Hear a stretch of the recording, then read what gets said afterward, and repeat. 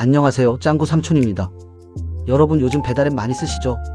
저도 사실 지난 주말에 치킨 시켜 먹었는데요. 주문할 때 딱 보니까 배달비가 0원이에요. 이거 좋은 거 아닌가 싶었죠. 근데 오늘 뉴스 보다가 깜짝 놀랐습니다.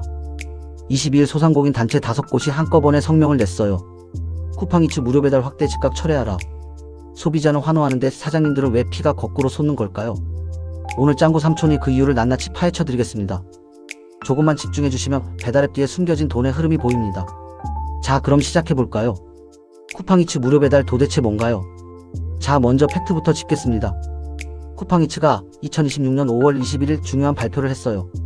기존에 월 7,890원을 내는 와우 멤버십 회원들에게만 제공하던 무료 배달 혜택을 이제 아무 조건 없이 일반 회원한테도 8월 말까지 한시적으로 혜택을 드리겠다고 한 거예요. 쿠팡이츠 측은 이렇게 말했습니다.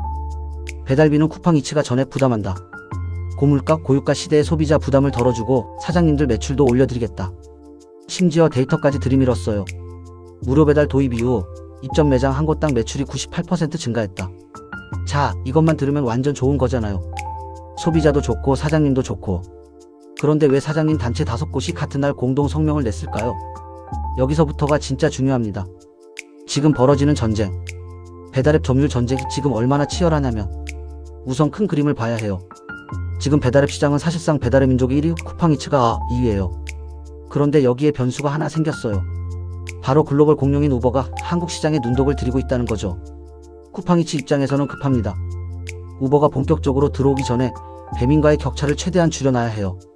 그래서 선택한 카드가 바로 무료 배달이에요. 이걸 마트 앞 시식 코너에 비유해 볼게요. 마트에서 새 상품을 팔려고 시식 행사하잖아요. 그때 마트가 돈 써서 상품 공짜로 나눠주는 거 소비자 입장에선 당연히 좋죠.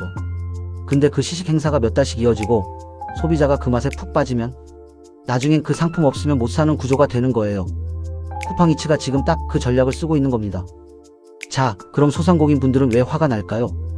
소상공인이 화난 진짜 이유는 첫째로 지금은 공짜지만 나중엔 우리가 낸다.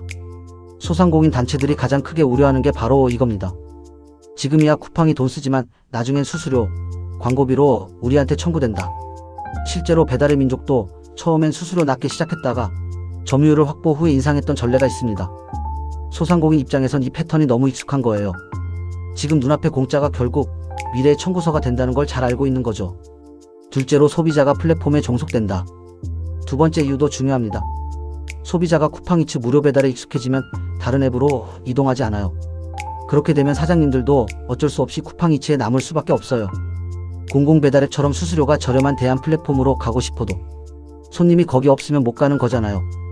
이걸 경제 용어로는 플랫폼 종속이라고 합니다. 한번 빠지면 헤어나오기 힘든 구조가 만들어지는 거예요. 세 번째 이유로 사장님들 이미 벼랑 끝. 지금 자영업자분들 상황을 보셔야 해요. 고금리, 고물가, 인건비 상승, 소비 위축. 사방이 막혀있는 상황이에요. 이런 때 대기업 플랫폼이 무료 배달 확대를 밀어붙이면 단기적으로 주문이 늘어도 그 이후 수수료 인상 등으로 더 큰 부담이 된다는 우려가 나오는 거죠. 전국 카페 사장 협동조합 이사장은 이렇게 말했어요. 플랫폼과 소상공인은 공생의 관계여야지 약탈의 관계가 돼선 안 됩니다. 자영업자 희생 위에 세워진 무료는 결코 지속 가능하지 않습니다. 저는 이 말이 참 와닿더라고요. 이 뉴스 우리 투자자 입장에서는 자, 그럼 구독자 여러분 입장에서 생각해 볼게요. 쿠팡 주식 갖고 계신 분들 이 뉴스 어떻게 보셨나요? 단기적으로 쿠팡이츠는 이번 무료 배달 확대로 막대한 손실이 불가피합니다. 배달비를 회사가 전액 부담하는 거니까요. 하지만 쿠팡의 큰 그림은 단기 손실 감수하고 점유율 잡아서 장기적으로 수익화한다는 전략이에요. 아마존이 초창기에 수년간 적자를 내면서도 시장을 지배했던 것과 같은 논리죠.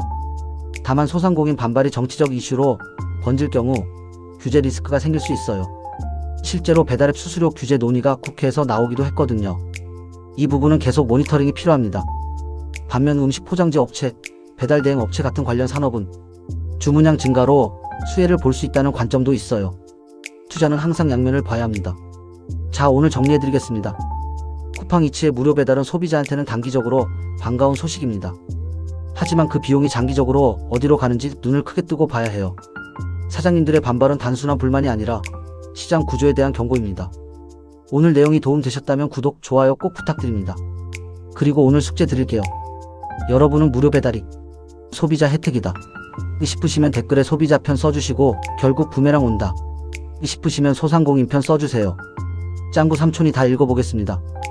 이상 짱구 삼촌이었습니다. 다음 시간에 만나요.